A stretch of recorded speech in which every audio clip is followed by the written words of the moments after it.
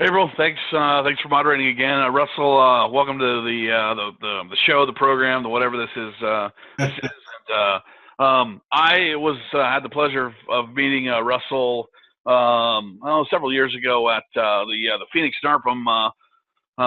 Those of you that don't know what NARPM is, we'll talk a little bit about it. But it's a fantastic organization, a national organization that prides itself on education. But anyhow, and got to watch Russell I don't know, grow up is not the right word, but go from a guy that didn't maybe want to talk in front of folks to one that certainly can do that now. So it's been awesome, man, to watch watch that transition, kind of when you're thrown into that. Oh, now I'm the president. What? And just now. But anyway, Yeah.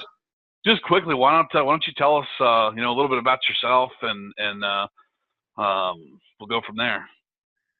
So yeah, as you mentioned, thanks for having me, by the way. I appreciate the opportunity. National Tenant Network is renowned for, long time tenant screening business. And so as I have seen it, and the National Tenant Network has the best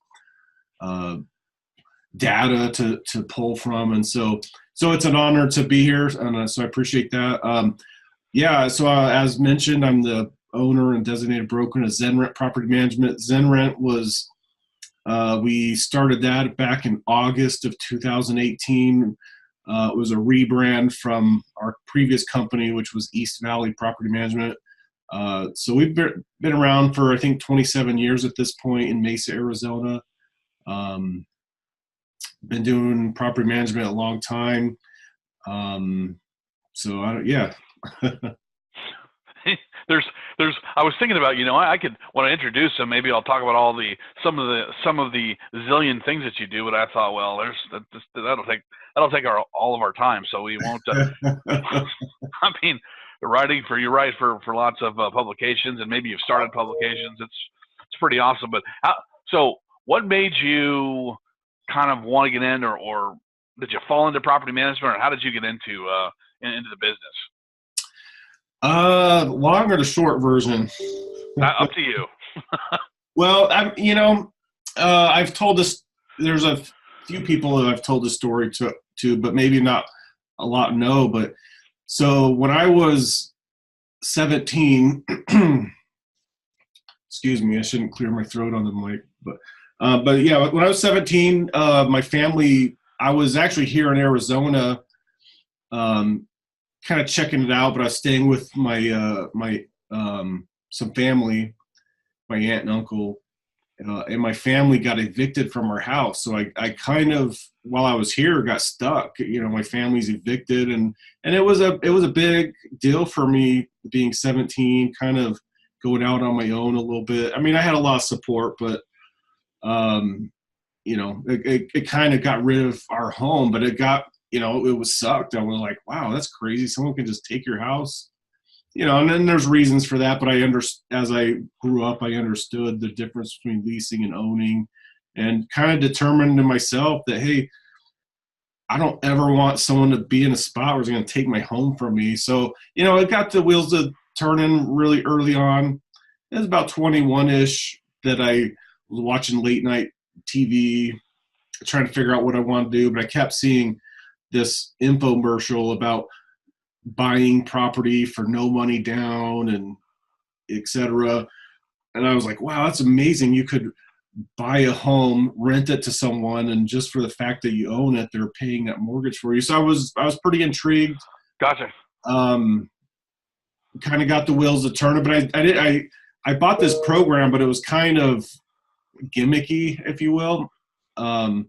So fast forward, I'm 25. I've always wanted to get into real estate. I want to invest, but I saw the market here going up, and I have these friends becoming realtors. They're making tons of money, but my thought was like, well, what goes up must come down.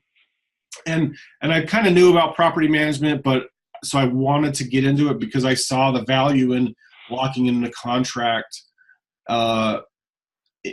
Having some security over the long term.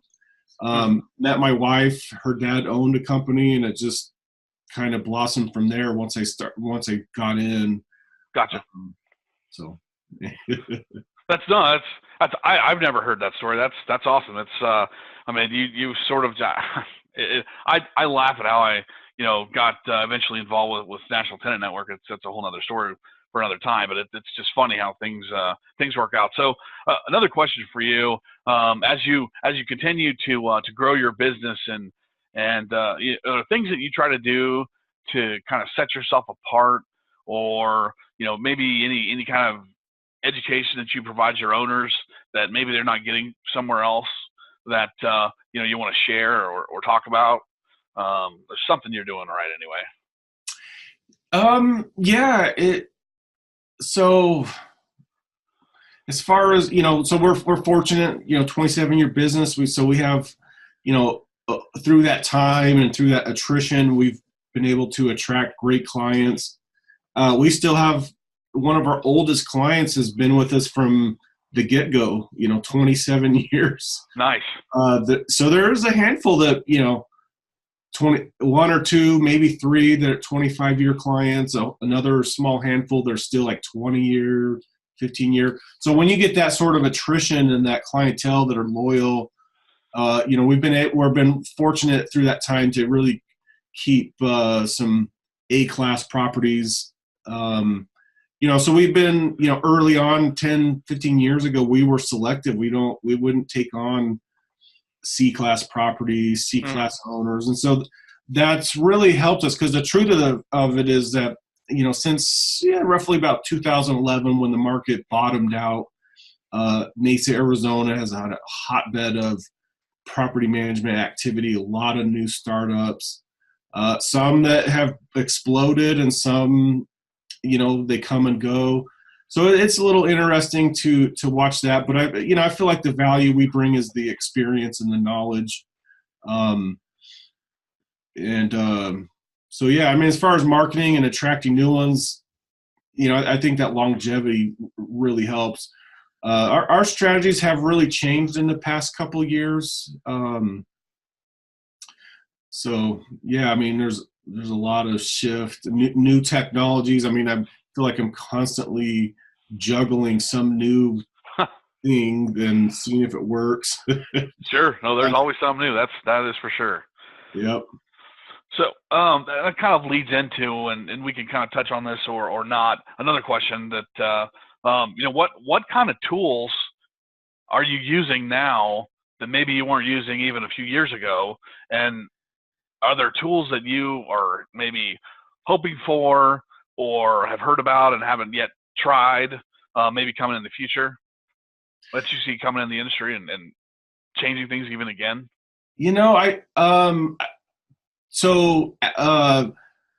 Appfolio was a big boost to us. We started utilizing the Appfolio software back about 2014. I knew about it, 2011 or something. I kind of watched them, but we're utilizing that. It's been nice, but I think we're starting to see that technology evolved, and now it's starting to become stale. Consumer demands are, they want more access, more education, more easeability.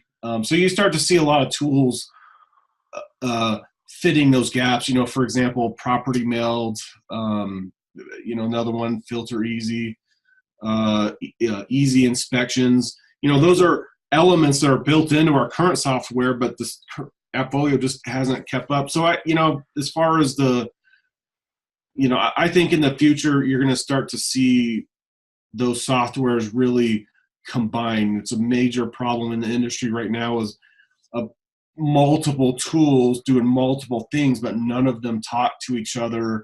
Gotcha. So you get all these new tools that are cool, but now they're becoming more work for property managers to have to stay up on each tool. So I think you're going to see more services combining for better resources for property management companies. Gotcha. Helping that easy button, right? Yeah, I mean, it's. So Another one of the questions that was going to ask you, what do you spend most of your time doing as a property manager? Maybe it's learning new technology. Well, maybe you already answered that, but yeah, I would say that's just it. Especially the last couple of years, because you see the high demand for reviews. Everyone wants a 5-star review, and it was a challenge for a company like ours. 2004, 2005. You started to see those reviews pop up, but back in those days, no one cared. And I think we speak for a lot of property managers of, you get an upset tenant that just moved out of home. They didn't get their full deposit. They're griping. And, we had an attitude of like, you know what, too bad, see ya. They're upset or not. Well, we don't care. That was sort of, I think, the overall attitude a lot of managers had, that we certainly had. So over time, you get a bunch of negative reviews that you weren't paying attention to or didn't care about. Fast forward to, heck, even 5 years ago, you realize, oh, we got some online baggage we got to clean up. We have to try hard, which is to say, all those times where, we felt like, what, we're right, tenant, and you're wrong. Now we the bar has been raised, is what my overall point is. Okay. You have to cater to tenants these days and the owners, and you got to hold their hand and educate them. And I think in the industry as a whole, even owners themselves don't fully know what to expect. So I think, it's a lot of pressure on property management companies to be the best.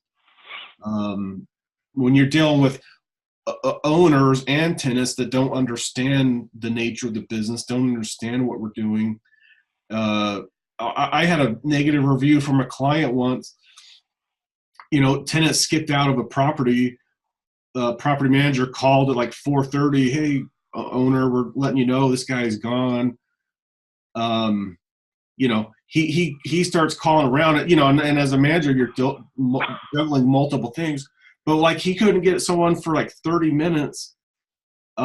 He blows up. He goes online blasting us. Zenrent lets tenants out of leases. We don't, we favor tenants, all this stuff. And we're, by the time we could call him 30 minutes later, he'd already left his reviews. And like, wow, dude, we literally didn't do anything wrong. We didn't. So, there's that consumer education level that I think you'll start to see being tapped into. Management companies having to educate, the population as to who we are, what we do, the value we bring. So that would be a huge thing. If there's some way to actually, and I for one would be all for, and that's what we've been trying to do these last few years ourselves, is just to educate, the consumers. I mean, there's just everyone out there that doesn't, they either think they know or they just don't know what they don't know. So so you mentioned something about the demands of renters.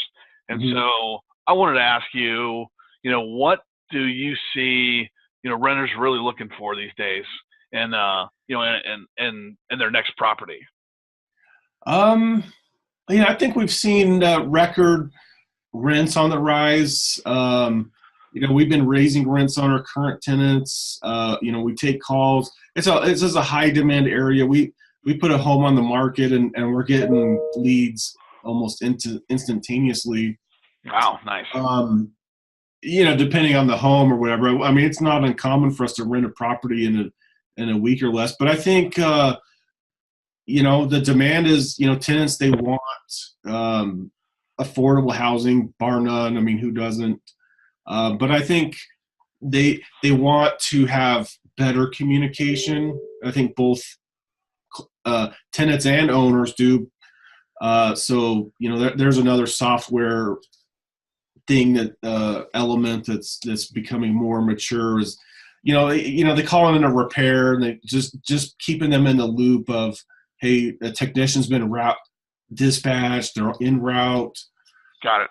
They're getting parts, and you're starting to see apps that will help with that. But yeah, I think they want better communication, affordable housing, and be valued, I think.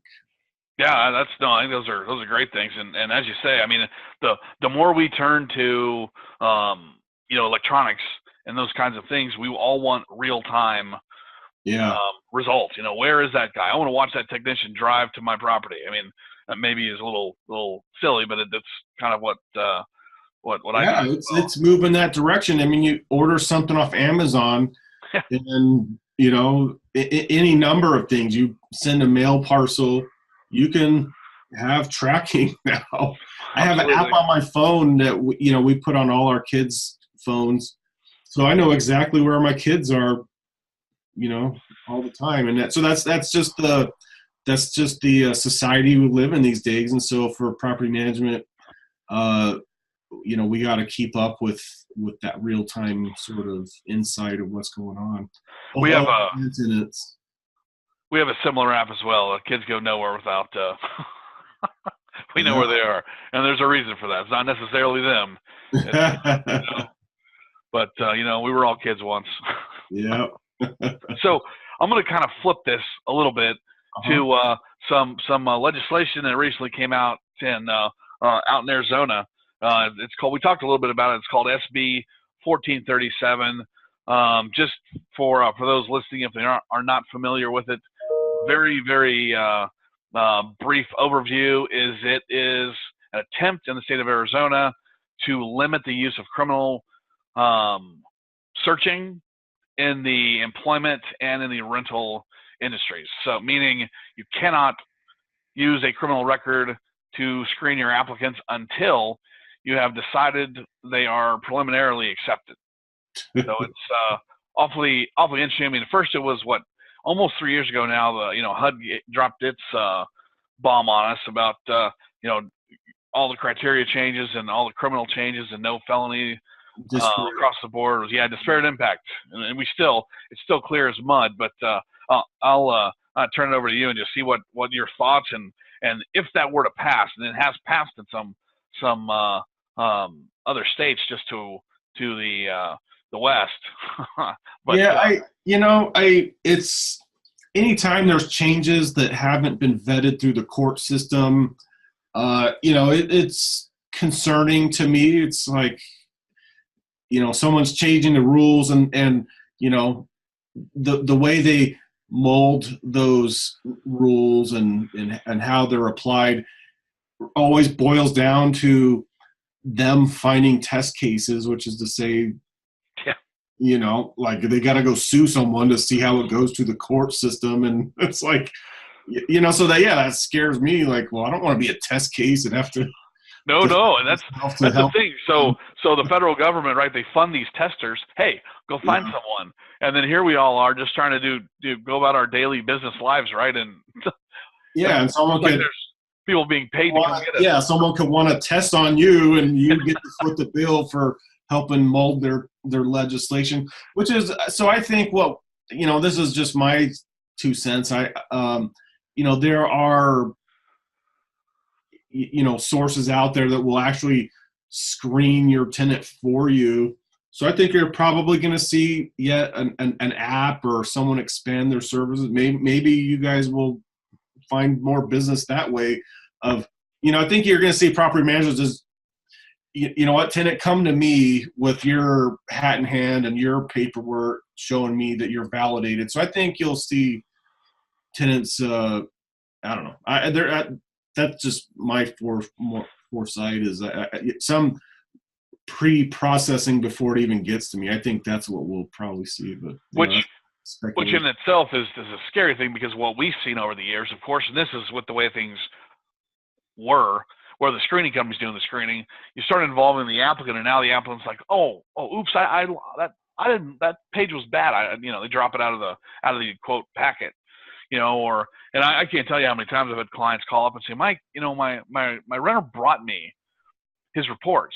Yeah. And then I put them side by side with yours, and there's differences. Yeah. So we start literally turning the pages, and I'm like, well, see, page 3 is gone there. You see how it's the same bureau and everything. Oops. Or, gee, see how he has no criminal record there. I mean, that's just the scary part, and then there is a criminal report on our page 9. Yeah. So, Well, it's definitely sort of that uncharted waters when they start,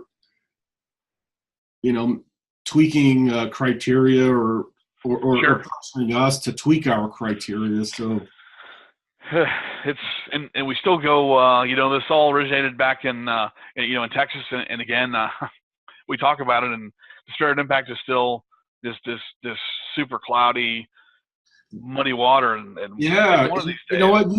I don't know if it's just one of those things where you get something and you notice it more. I remember I bought a white truck, which I still have. All of a sudden, I'm seeing white Tundras everywhere. You know what I mean? I don't know if so. I'm just noticing prospective tenants asking more. Hey, I've got this felony. It's not a sexual felony, or what's your policy? Poking holes at it, asking us. Well, our kind of response is, well, let us see what you're talking about. Yeah, I mean, absolutely. There's a lot of ambiguity to that. So it's people hear some things, or they read some maybe they're reading some blog somewhere, and like you said, or they're testers. We always wonder. We have clients call, same thing. They ask me this. That's odd. Are you involved in testing? Is this part of your next lawsuit or your first lawsuit? Well, we don't. Good luck. So another thing that's becoming just to reach outside of Arizona and kind of go speak nationally. This is newly becoming a problem, or maybe not a problem just yet, but I'm going to refer to them as synthetic IDs. So basically, there's companies out there through these data breaches that are starting to farm trade lines, and they're they'll basically put them into a package and create a new a quote file. It's kind of a protected file, and I don't know if you're familiar with that or not yet, but if you are, great, we can talk about it. If not, it's something that's hitting the industry because of again, as we turn more electronic, you find fraud, and not that you don't find fraud other places, but it's the idea of somebody taking their child's actual Social Security number and turning it into a brand new identity for themselves is it's scary, and so that's something else that'll be hitting the industry. But to ask you, what are your thoughts on something like that happening, and that is where I see the industry turning, and facing that. So now we're going to confirm this person really is who they say they are before we even talk to them. So I think that can lead to as far as my thoughts, I mean, I don't know. It's a good one. Yeah. Well, there's fraud is always out there. People are always being deceptive. So I'm just at this place where I'm like, I'd rather just sub it out. I mean, I don't want the liability of, having to prevent identity theft and be, I mean, there's a level where I'm like, I'm an IRS tax reporting entity. I mean, I report to the IRS, the Department of Revenue. I mean, the list goes on. I'm having to be like pre-screened by the SEC to make sure I don't violate red flag rules. Absolutely. Process. Yeah, I mean, at some level, I'm like, I have to be all things to all people at all times, and so I think you'll start to see the screening aspect just be outsourced. That also all things to all people gets awfully exhausting. It's nutty. Like, I'm sorry, I don't know the case of the SEC, whatever. Yeah, right. Oh, let's ask one more sort of rental market type question. Local to your market. What do you see? What are you personally seeing in the rental market in 2019? Ups, downs, staying where it's at. What are your thoughts? Well, I think we're seeing that the sales market is slowing. Obviously, we're just coming out of the fall, winter months, so we'll see. I think the preliminary numbers are low, which is to say, I think traditionally when the sale market slows and all those listings that are sitting out there waiting to be sold for top dollar, they're going to start discounting, and then owners that have been trying to sell for 6-7 months, what happens? They get itchy and they need to find a tenant. So, for property management, I think 2019 is going to be a great year. I think it's going to be a pivotal year for a market shift. But as far as Arizona, I don't know. It's a little crazy. You get a listing and it still rents quickly. I don't know if the market in general is just kind of, it's gone up so fast. I think like a 6-point gain the last 3 years. Maybe it's like a 3-point gain in this area. Wow. New builds are still out there. I mean, you drive through Queen Creek, Santa Valley, where I live, and I've noticed a couple subdivisions just broke ground. So I'm like, what are they doing that I don't know about? So I don't know. But anyway, all in all, I think for property management, it's favorable. There's a lot of competition. I think you're going to see some folks really start to combine resources. But in general, I think it's good. Good. Excellent. Well, that's great. So, I don't know if did anybody chime in with questions, April? Nope, no questions at this time, Mike. Excellent. Well, then, Russell, maybe we'll follow up with, what do you like to do in your free time? Me personally, I guess I don't know if this is indicative of the tech nature. I'm so like stuck on a friggin' screen all the time that when weekend comes, I'm like, I gotta get out. So I like to hike. I like to get outdoors and nice. Be in nature. That's one of the bigger things. And be with my kids and, being able to. So weekends, I love being able to roll on the ground with my boys and wrestle them without. So I go home at work and my brain's just mush from thinking about a bazillion things.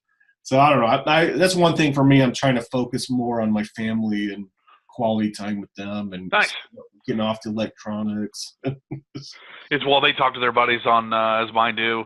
They just text them or they don't call. We don't call people anymore or go hang out. We play together on video games. Yeah, I hear you. Anymore, it's like.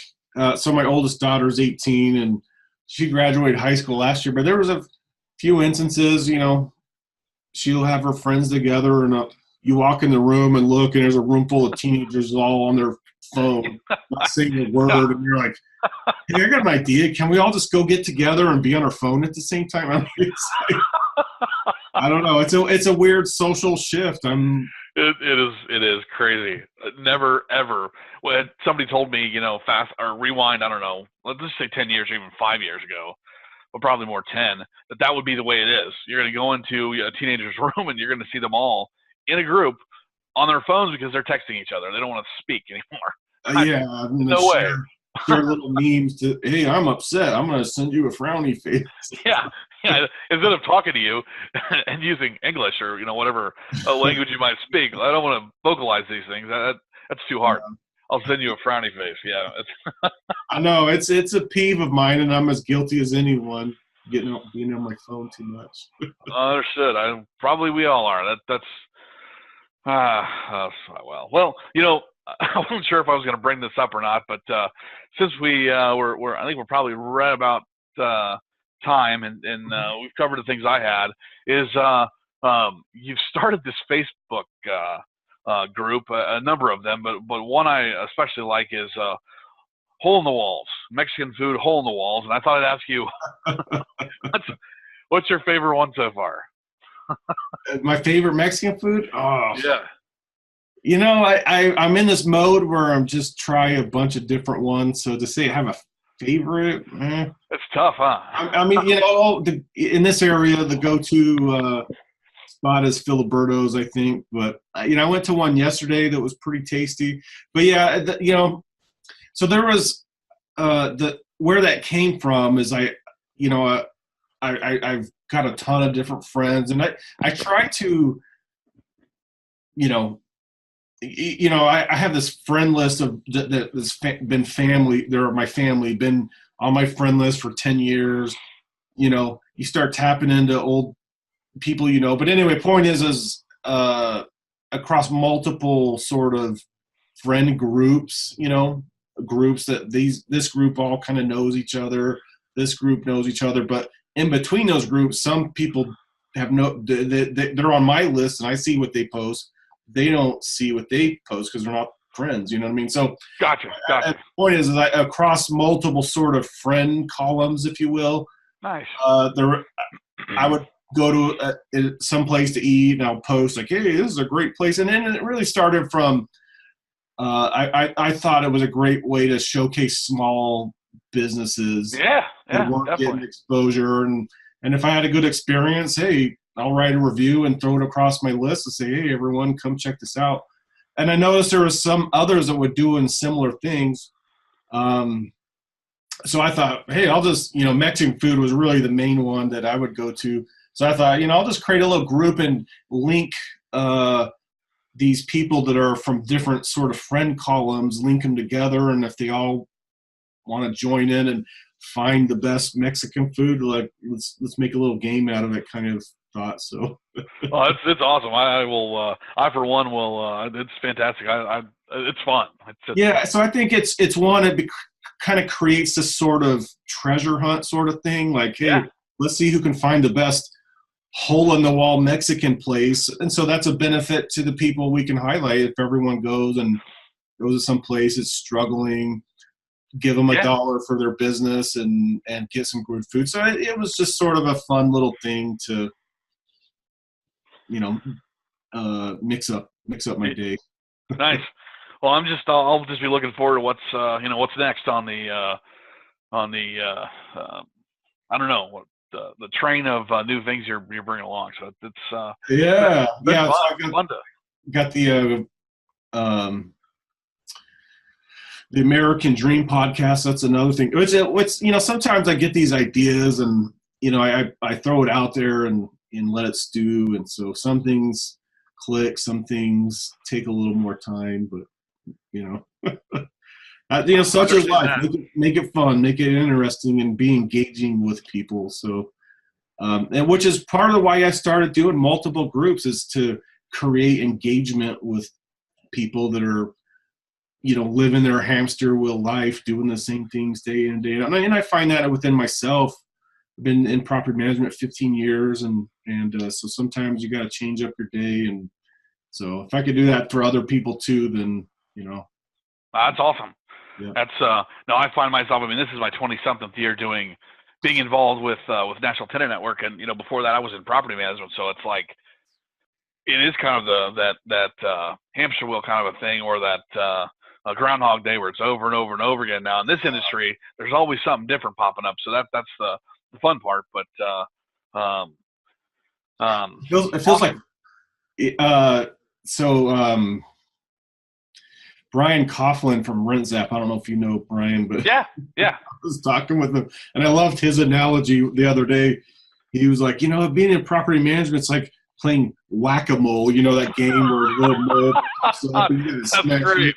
I'm like, that's kind of like my day every day. Whack-a-mole. It's like, issue here. Got to smash it. Oh, that popped up two more. Yep. That's awesome. Oh, two at once. You got to figure out how to get both of them. You keep it interesting, and I love that. I'm going to start figuring out my day of whack-a-mole. How do I hit everything at once? Oh, that's perfect. That's I love it. Well, I think that's probably no one's telling me, but that's what I've got for today. So great having you on. Hope to have you on again. Sometime down the road, and we'll talk about something else you've started. And I mean, we're that's just kind of my MO. I've been with some of my property management peers across multiple businesses, and including NARPM. I've been on the Phoenix NARPM board for a number of years, and so I'm still active with that. I'm on the Southeast Valley Association of Realtors board of directors. That's right. And so, I think just to sum up a lot of the elements of my thoughts is that property management, I believe, for a long time has been a predominantly mom and pop industry. I think it's been property management, single family home property management, I should say, is kind of the, as I've heard others say, the redheaded stepchild of the larger real estate industry. But I think we're starting to see this mom and pop industry come of age. Heretofore, you need a form. It was all generated through the realtor organizations, and you see, well, sometimes they don't always understand the property management perspective. You look at the MLS, you try and put in a listing there, and takes you an hour, and you're like, gosh, this is just a rental home. I don't need this level of detail. Right. Government agencies that regulate us, and Department of Revenue, for example, they just create these nightmare situations. And so I'm trying to be on the forefront of this, emerging industry. Me and some others, again, across multiple businesses, banding together, utilizing those organizations to try and influence legislation. I have a personal view in Arizona, at least, that we're just ripe for some legislation defining single-family home property management and creating some rules that make sense for us. Right now, there's a lot of rules that are designed for like a sales office, but when you translate some of those rules to the property management field, it becomes cumbersome, and in some cases are just nonsense for us. And so, as an industry, we've been juggling some struggles. For those listening, if reach out to me if you want to get involved in the larger perspective of trying to elevate this industry, to define it on a legal legislative perspective, and create a better atmosphere that property management business owners can operate their business and feel more security. And the case in point with the HUD issues, there's a whole litany of rules that no one asks us about, so I hope we can have a voice for that and really make this industry shine and be profitable, and yet get rid of some of those headaches that the legal system is putting on us. And so, which I think will help tenants, help clients, and help everyone. But anyway, off my soapbox. Absolutely. No, that's absolutely. Appreciate that. And, again, let's do it. And until next time, I'm they tell you not to say on recording. I'm just poking at you. I'm just playing with you. All good. We're all recording.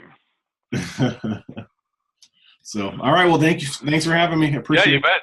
Thanks, guys, for being on. And until next time, we'll see you.